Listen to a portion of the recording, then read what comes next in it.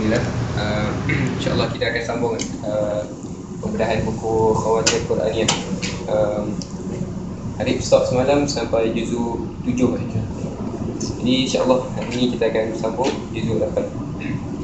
Yang mana juzuk 8 ni merangkumi ayat bahagian akhir surah Al-An'am dan kemudian disambung dengan surah Al-A'raf. Jadi kita review sikit surah Al-An'am. Yang mana surah Al-An'am ni lebih kepada pembentukan asas akidah. Dari segi ruhiyah, dari segi fikriyah, pemikiran dan seterusnya, membuahkan amaliyah, amal. Dan bagaimana Arif menceritakan penggunaan kalimah huwa, kalimah kul. Yang mana huwa ni menceritakan tentang huwa ni dia. Maksudnya dialah Allah kan. Menceritakan tentang kekuasaan-kekuasaan Allah, kudrat-kudrat Allah, kemampuan Allah. Banyak benda. Itu semua berkaitan dengan akidah. Dan seterusnya penggunaan kul, kalimah kul ni banyak. Yang mana bagaimana kita dengan akidah kita ada ni, kita nak patahkan hujah orang kul. Dan seterusnya ini ayat Al-An'am, ayat akhir, bahagian akhir surah Al-An'am ni, dia menceritakan ada bahagian cerita bahawa kita ni mukmin tak sepatutnya ada satu taklid buta, iaitu ikut mengikuti yang mana kita mengikut golongan ni, kita tak tahu yang dia sesat ke tak. Dan bahawasanya mereka ada sesat, kita ikut. Dan juga kan, yang mana dia menceritakan tentang hati kecil orang yang tak beriman ni. Hati kecil tak beriman ni, dia berasa senang dengan bisikan-bisikan syaitan. Dan ada juga membicarakan tentang yang mana Allah kalau nak kurniakan hidayah ataupun nak kurniakan satu kelapangan dada, ayat tu spesifik dia tulis kelapangan dada, kerana Allah akan melapangkan dadanya untuk Islam, untuk faham Islam. Dan sebaliknya, jika Allah nakkan kesesatan baginya, Allah kata apa? Allah sempitkan dada dia. Bukan lapang lah, sempit. Seolah sempit dia ni macam mendaki ke langit. Macam mana? Susah kan? Macam tu lah. Sama.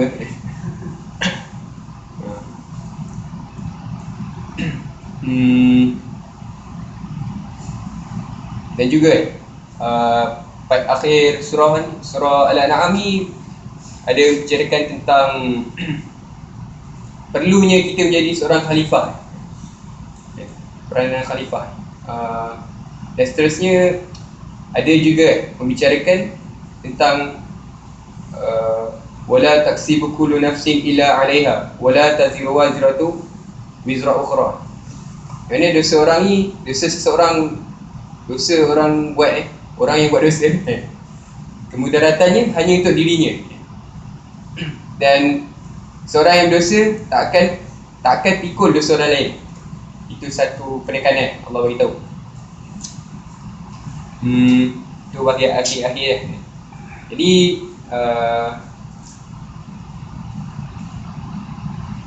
kita akan tengok apa collaboration antara surah Al-An'am ni dengan surah Al-A'raf. Jadi kita tahu ni Al-An'am ni dia berkaitan akidah, kekuatan akidah, seterusnya membuahkan hasil amal. Dari segi maksud surah ni sendiri, Al-An'am itu apa? Haiwan ternak. Yang mana ni ada diceritakan. Al-An'am ni dapat daripada perkataan binatang ternak maksud dia. Kerana orang-orang musyrikin ni, dia menggunakan binatang ternak. Dia kata ada satu ayat kata ni portion bahagian ternak aku, satu portion ni untuk Allah, ni untuk berhala, yang ni untuk kami. Sampaikan ada macam tu kan. Maksudnya kepercayaan kepada Allah tu sekadar hanya beri portion haiwan ternak. Faham? Betapa lemahnya akidah dia orang. Sekadar macam tu. Dan jadi sebenarnya surah Al-A'raf surah Al-A'raf ni dia sebagai menjawab persoalan apa yang di end upkan oleh surah Al-An'am yang mana peranan khalifah perlunya kita untuk merealisasikan tanggungjawab sebagai seorang khalifah. Dan surah Al-A'raf menjawab yang mana menjelaskan bagaimana nak menjadi khalifah. Dan itulah dia, kita akan masuk dalam ni. Dan surah Al-A'raf pun secara keseluruhannya menceritakan bagaimana kita ni dah kata khalifah bagaimana sebagai orang khalifah kita mahu, bagaimana kita nak teruskan keimanan kita ada ni, bagaimana kita bawa keimanan kita. Dan dalam mempertahankan bahawa iman tu adanya serangan-serangan ataupun adanya ghazwah, adanya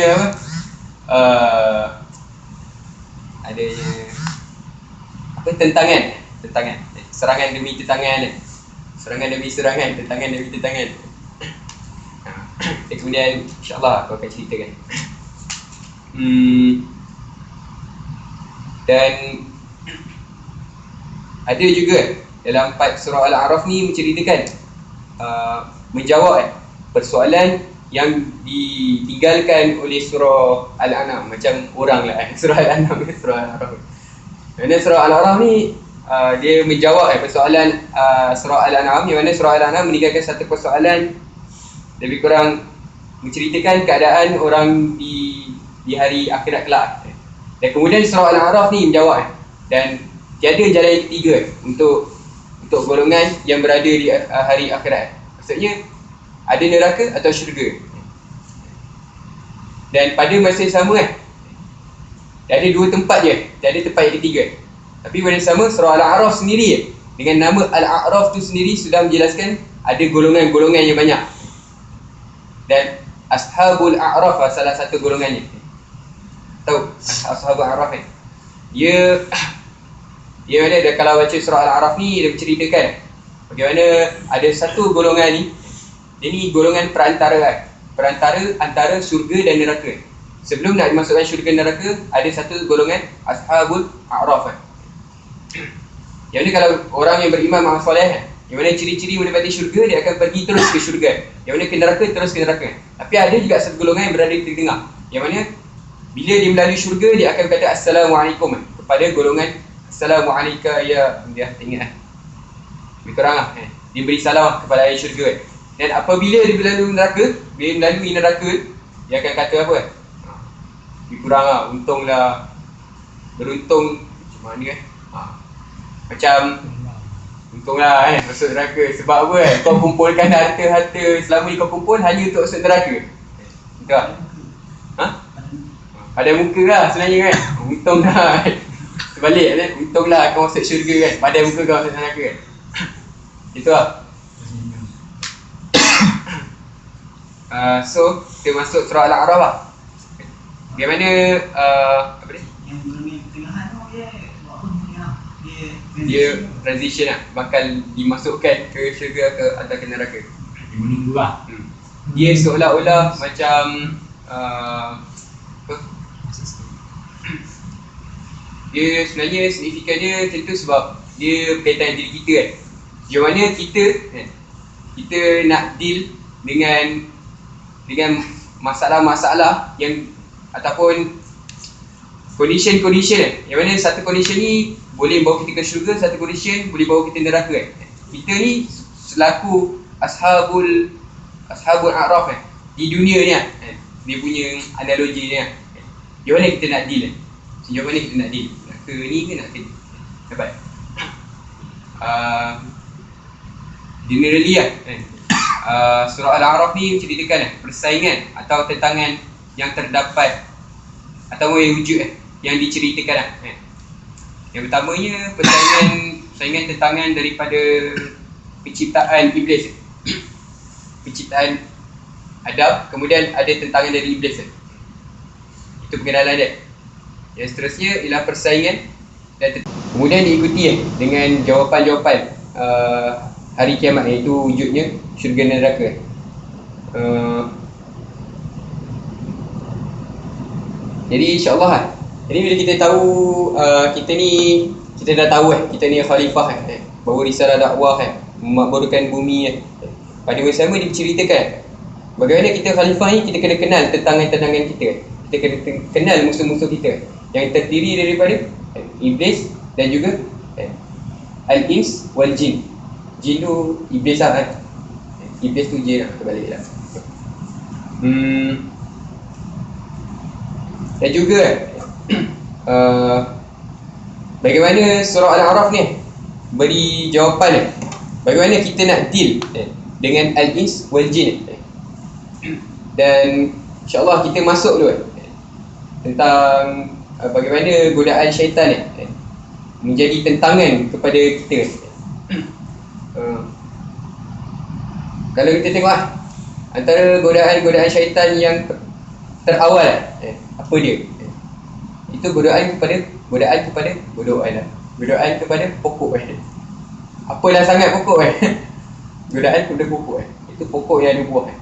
Kerana Allah kata kepada Nabi Adam, jangan kau makan buah tu tapi syaitan kata apa? Jangan kau lah, dekatilah pokok tu. Allah kata jangan makan je. Kalau nak fikirkan apalah sangat disebabkan hanya makan buah tu digugurkan daripada syurga hanya kerana seketul buah, makan seketul buah. Sebiji seketul sebiji.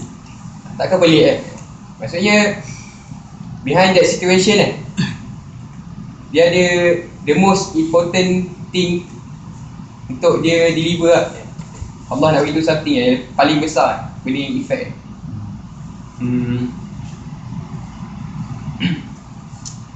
Yang mana kalau kita fikir takkan kerana buah tu digugur dalam syurga tak bukan sebab Adam sendiri yang menurut apa yang syaitan suruh against apa yang Allah suruh bukanlah kerana buah tu. Pasti ada something lebih besar. Kalau kita dan surah Al-A'raf ni kalau kita nak bicarakan ada satu perkataan kalau tengok ayat 22 fadallahuma bi ghurur. Bagaimana ayat ni mendescribekan habit ataupun behavior syaitan ni. Dia fadallahuma dalla, kalimah dalla dalam bahasa Arab dalla ni seperti satu timba dalam perigi. Timba tu yang pecedok pecedok yang dimasukkan dalam perigi yang mana pecedok tu dihangingkan ataupun digantungkan sampai kat tengah. Dan saat tengah tu sama ada dia nak terus ke perigi ataupun nak keluar balik.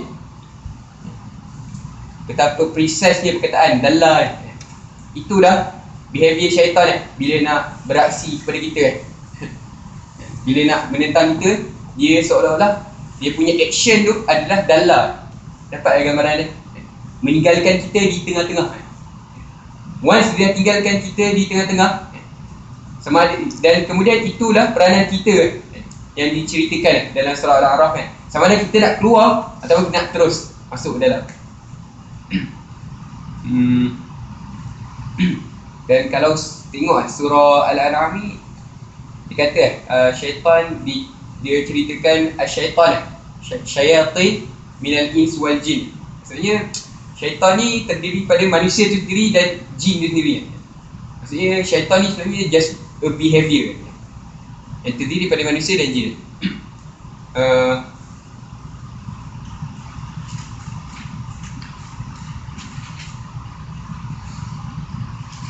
Dan kita tengok surah Al-A'raf bahagian kedua. Tadi kita dah ceritakan bagaimana persaingan atau tentangan daripada syaitan. Dan seterusnya surah Al-A'raf ni bahagian keduanya menceritakan tentang kisah-kisah Nabi. Jadi apa signifikan dia menceritakan kisah-kisah Nabi? Banyak kisah Nabi Hud, kisah Nabi Saleh, kisah Nabi Lut, kisah Nabi Musa paling banyak. Tapi dia dah masuk juzuk 9 yang mana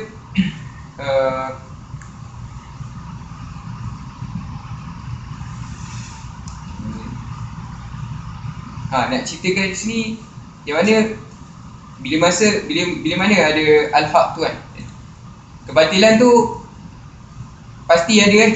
Yang mana kebatilan ni datang daripada kaum dia sendiri. Itu datang daripada kelompok mereka sendiri. Bukanlah atas sebab al-haq tu ada kebatilan, tak.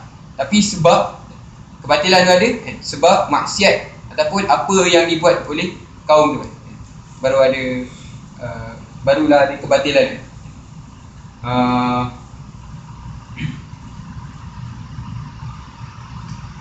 Kalau kita tengok Nabi Nuh, kisah bahtera Nabi Nuh, ada cerita dalam ini mana kemudian diakhiri dengan satu bala yang sangat besar, iaitu mana dikenakan gempa bumi yang sangat dahsyat. Kemudian apa? Nabi Soleh ni kena gempa bumi ke Nabi Hud? Allah Alam, tak ingat. Tapi nak ceritakan ni secara keseluruhannya, Nabi-Nabi datang ni kemudian diakhirkan dengan satu bala yang sangat dahsyat, bala yang sangat besar. Jadi apa signifikan bala-bala besar apa bala yang datang bala-bala yang besar, apa signifikan dia? Dia menunjukkan kita ni kalaulah kita berpaling maksudnya dia punya efek sebenarnya, efek kepada iman kita atau efek kepada keseluruhan masyarakat sebenarnya sangat besar efek dia. Bukanlah kita melihat banjir, gempa bumi biasa tapi seolah-olah sebenarnya bala-bala yang besar sebenarnya relate pada diri kita Kalaulah kita ingkar kepada kalimah a'budullah, beribadahlah kamu tunduklah kepada Allah sebab kalimah tu mereka kena bala tak ke pelik maksudnya baru satu mesej yang besar.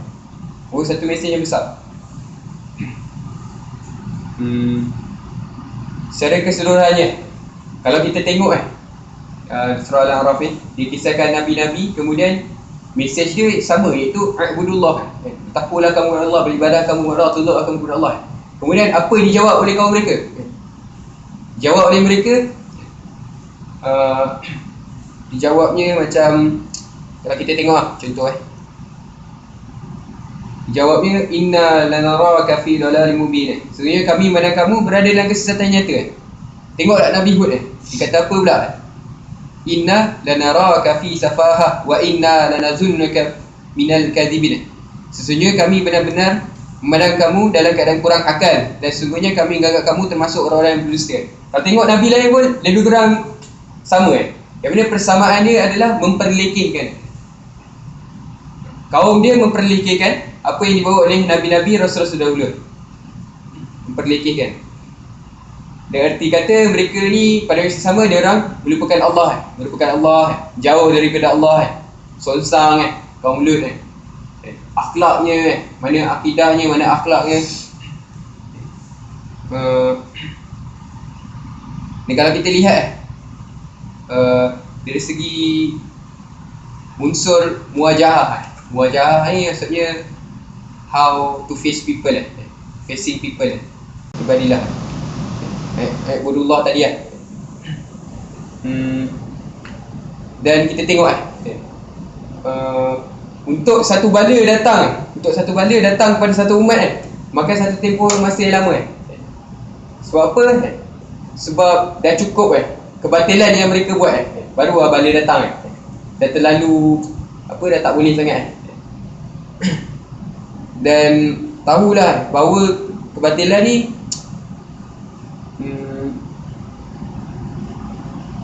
kebatilan selalu kita kata kemenangan akan reveal kemenangan the winning macam mana akan reveal itself bila kebatilan jatuh tapi kita ambil satu perspektif yang berbeza. Kebatilan hanya akan jatuh kalau ada golongan ingkar. Faham? Kebatilan hanya akan jatuh kalau ada golongan ingkar. Kita tengok kisah Nabi tadi kisah Rasul bagaimana kebatilan tu ada barulah diselamatkan dalam bahtera, baru dah diselamatkan kaum ni, baru dah diselamatkan kaum ni. Yang mana sebahagian kaum lain yang batil tu dimusnahkan. Faham tak? Dapat? Cuba bayangkan lah, dunia ni tak ada orang yang menentang Islam tak pun tak ada orang yang bawa kebatilan. Bagaimana Al-Haq tu nak membina diri dia. So sekarang ni relation dia macam mana kita ni di dunia ni, kita ni sekarang seolah-olah dalam perigi di tengah-tengah iaitu ashabul a'raf tu kalau di akhirat kelak tapi di dunia ni kita ni seolah-olah di tengah-tengah sama ada kita nak terus masuk kepada kebatilan atau kita terus nak keluar mencari al-haq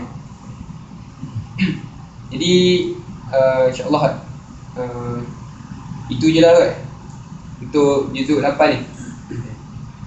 So generally sebenarnya dia menceritakan bagaimana peranan kita as the khalifah untuk mentadbir bumi ni, untuk berjalan di atas muka bumi ni pada masa yang sama sebagai seorang khalifah bagaimana kita nak tepis tentangan demi tentangan yang ada, dua tentangan tadi, banyak lagi tentangan dan di generalizekan menjadi dua tentangan tadi.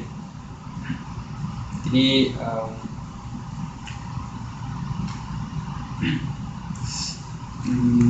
insyaAllah Allahu a'lam. Qul qawli hadza wa astaghfirullah li wa lakum. Assalamualaikum warahmatullahi wabarakatuh. Assalamualaikum.